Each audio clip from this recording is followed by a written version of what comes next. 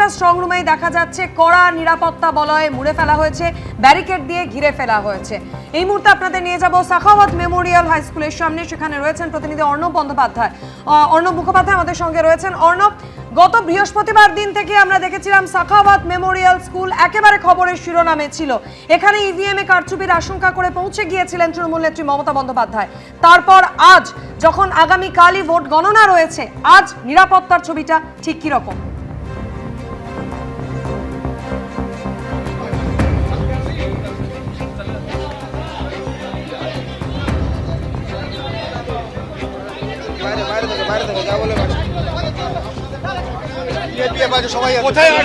দেখো, এই মুহূর্তে আমরা দেখতে পাচ্ছি সাখাওয়াত মেমোরিয়ালের সামনে বিক্ষোভ হচ্ছে।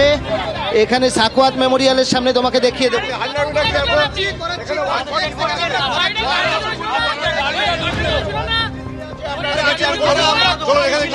এখানে যারা রয়েছেন সাখাওয়াত মেমোরিয়ালের সামনে তাদের অভিযোগ হচ্ছে যে বিজেপির ফ্ল্যাগ দেওয়া একটি গাড়ি কোনো চেকিং ছাড়াই সেটি ঢুকে যায়। কি অভিযোগ আপনাদের, কি অভিযোগ?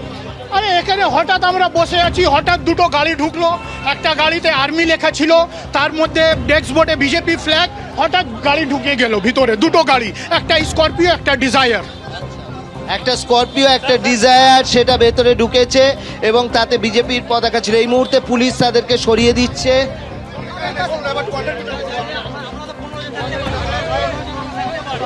এই মুহূর্তে আমরা দেখতে পাচ্ছি কেন্দ্রীয় বাহিনী এবং পুলিশ তাদেরকে সরিয়ে দিচ্ছেন এবং তারাও অভিযোগ করছেন।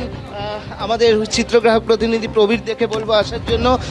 দাদা, আপনার থেকে একটু জানতে চাইবো, আপনারা কি পাহারা দিচ্ছিলেন এখানে? আমরা এখানে ছিলাম, আমরা দিদি। কি হয়েছে, অভিযোগটা কি? অভিযোগটা এখানে পুলিশ কেন্দ্র বাহিনী খুব ভালোভাবে এখানে কাজ করছে, নো ডাউট খুব ভালোভাবে কাজ করছে। এক একটা মানুষ এখান থেকে যাচ্ছে, ওদের ব্যাগ চেক করা হচ্ছে, ইভেন সাইকেল যাচ্ছে ওদেরও ব্যাগ চেক করা হচ্ছে, স্কুটি বাইক সব। কিন্তু এখন হঠাৎ একটা স্করপিও আসে, তাতে লেখা থাকে আর্মি আর ডেস্ক বোর্ডে থাকে বিজেপির ফ্ল্যাগ।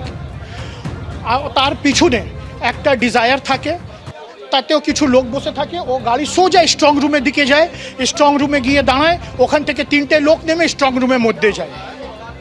তো সেটা আমাদের অভিযোগ, যখন সবার চেক হচ্ছে তো ওই গাড়ির কেন চেক হয়নি, ওরা কারা সেই প্রশ্ন তুলছেন তৃণমূলের যারা এখানে পাহারায় রয়েছেন।